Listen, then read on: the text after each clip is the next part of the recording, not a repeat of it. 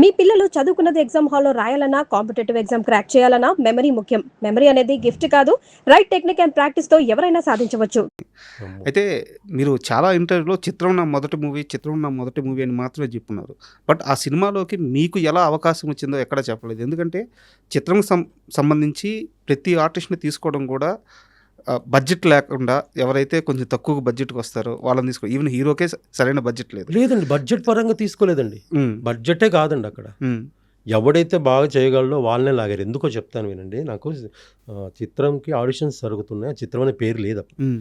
అయితే నాకు కొంచెం సినిమా మీద కొంచెం ఎంతో గొప్ప తెలిసిన వాళ్ళకి, చాలామందికి సినిమా ఇంట్రెస్ట్ ఉన్న వాళ్ళకి, చాలామందికి కూడా కెమెరామెన్ల గురించి, మ్యూజిక్ డైరెక్టర్ల గురించి, కాస్ట్యూమర్ల గురించి తెలుస్తుంటాయి. అవును. సో నాకు తేజ గారి వల్ల ఒక మంచి కెమెరామెన్ అనే విషయం తెలుసు. నాకు 'గులాము' యాహ్! అది చాలా అద్భుతాలు చేశారు ఆయన. బాలీవుడ్‌లో 'రాత్రి' అద్భుతమైన బాలీవుడ్ సినిమాలు తెలుగులో చేశారు. కూడా చాలా అద్భుతమైన సినిమా.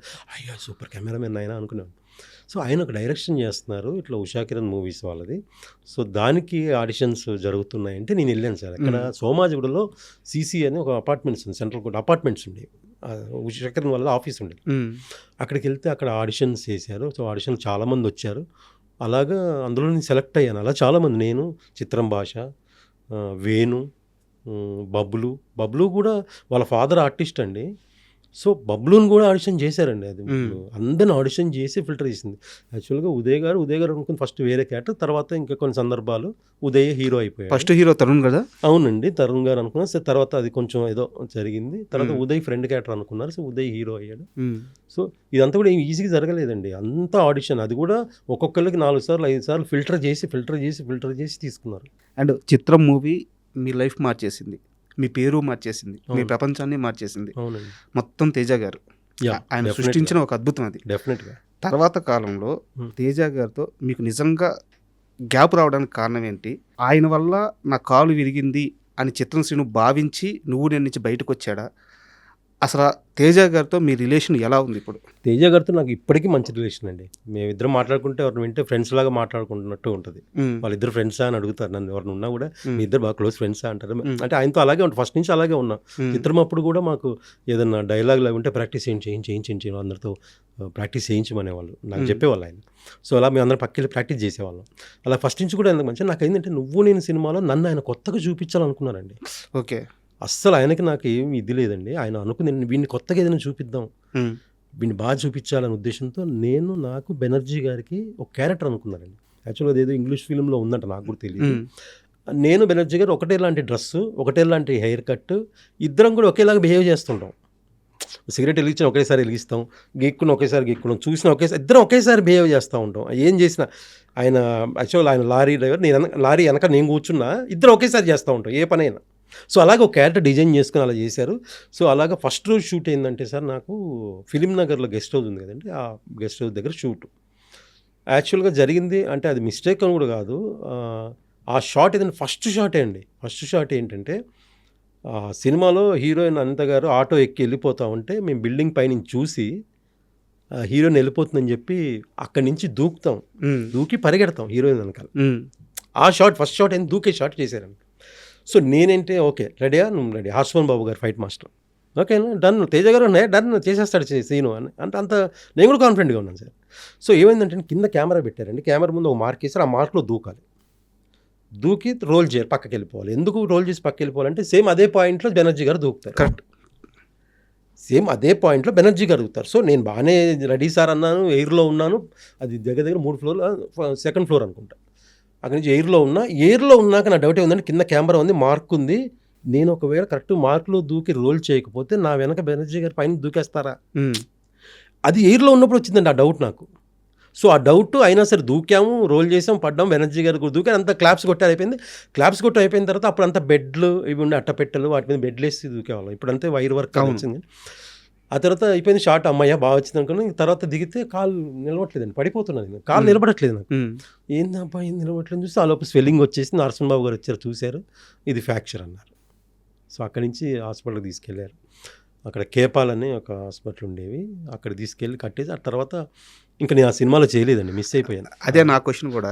అయితే చిత్రం శ్రీనుకి నేను ఒక మంచి రోల్ క్రియేట్ చేశాను, ఒక మంచి బిగ్ ఆపర్చునిటీ ఇద్దాం అనుకున్నాను, కానీ శ్రీను ఇంకా చెప్పకుండా సినిమాకి రాలేదు అని చెప్పి తేజ గారు చాలా ఫీల్ అయ్యారు. అది గ్యాప్ కారణమైంది అని విన్నాను. నిజమా? అంటే కోర్స్ నిజంగా ఎవరికైనా స్పాట్లో ఒక డైరెక్టర్కి ఒక ఆర్టిస్ట్ దెబ్బ తగిలిందంటే ఆ బాధ ఉంటుంది సార్. డెఫినెట్గా బాధపడి ఉంటారు. అయ్యో ఆడు కరెక్ట్గా ఇప్పుడే కెరీర్ స్టార్ట్ అయింది కదా, ఈ టైంలో పాపం వాడి కాల్ ఫ్రాక్చర్ అయిందని బాధపడి ఉండొచ్చు. సో అలాగే నీకు 6 months బెడ్ అండి, 6 నెలలు నేను బెడ్ మీద ఉన్నా. ఆ తర్వాత మళ్ళీ నాకు ఉషా కిరణ్ వాళ్ళదే ఆనందం సినిమా నాకు ఓ క్యారెక్టర్ అనుకుని పిలిచారు. నువ్వు ఓకేనా నడుస్తున్నాను సార్. అప్పటికి నడుస్తున్నా. సో ఈలోపు సినిమా అయిపోయిందండి, నువ్వు నేను అయిపోయింది. తర్వాత ఆయన మళ్ళీ 2 సినిమాలు చేశారు, పెద్ద డైరెక్టర్ అయిపోయారు. తర్వాత నాకు మళ్ళీ ఆయనే పిలిచి 1000 అబద్ధాల్లో క్యారెక్టర్ ఇచ్చారు. చాలా రోజులు బట్టి నేనే రాజు నేనే మంత్రి ఇచ్చారు. చాలా రోజు అంటే అవునండి, చిన్న గ్యాప్ అంటే నేను కూడా వెళ్ళి కలవకపోవడం కూడా అయ్యుండొచ్చు మేబీ. ఈలోపు ఆయన పెద్ద డైరెక్టర్ అవ్వటం, పెద్దలతో చేయటం, అది కూడా కారణం. అంటే ఎందుకు ఈ క్వశ్చన్ ఇంత లెంత్గా అడిగానంటే, చిత్రం శ్రీను మీ పేరు అంటే మీకు ఇంటి పేరు ఇచ్చేసాడు ఆయన. అవునండి, ఇంటి పేరు మార్చి కొత్త ఇంటి పేరుని ఇచ్చారు. అలాంటి తేజ గారితో శ్రీను గ్యాప్ ఉంది అనేది చాలా మందికి ఈ రోజుకి డౌట్ ఉంది అనమాట. సో దాన్ని క్లారిఫై చేయాలన్నదే నా ఉద్దేశం. అంతే అంతే, క్యారెక్టర్ సెట్ అయిపోయి ఉండొచ్చు అండి, అంతే. సెట్ అవ్వకనే ఇవ్వకపోయి ఉండొచ్చు. నేను మొన్న కూడా ఇప్పుడు జరుగుతున్న షూట్ నెక్స్ట్ ఏదనుకుంటున్నాను వెళ్ళి నేను కలుస్తూనే ఉంటాను. ఆయనకి మొన్న ఈ మధ్య కూడా వెళ్ళి కలిశాను. నేను వెళ్తే మంచిగా మాట్లాడతాను. అంటే ఆయనకు కూడా అనుకోవాలి, ఇది కరెక్ట్గా సరిపోతాడు అంటేనే కదా పిలుస్తాము. ఇప్పుడు నేనే రాజు నేనే మంత్రి ఉంది, అసలు నేను అందరూ చేస్తాను కూడా అనుకోలేదు.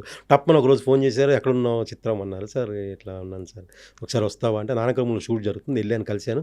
ఒక క్యారెక్టర్ అనుకుంటున్నాను కానిస్టేబుల్, కానీ చిన్నదిగానే బాగుంటుంది అంటే. ఏంటి సార్ అంటే ఇలాగ నిరహార దీక్ష చేస్తూ ఉంటే వెళ్ళి వాళ్ళకి ఆ నిమ్మకాయ రసంలో పాయిజన్ ఇస్తాను అది షార్ట్ చేసాం. ఆ తర్వాత రానగారు నన్ను చంపేస్తారు, ఇదంతా చేసాం. అంటే ఆయనంతా ఆయన పిలిచాడు, ఆయనకు తెలుసు ఆయన ఈ క్యారెక్టర్ అడిగి సరిపోతాడంటే ఆయన వాడు హిమాలయాల్లోనూ తీసుకొస్తారండి, అందులో డౌటే లేదు.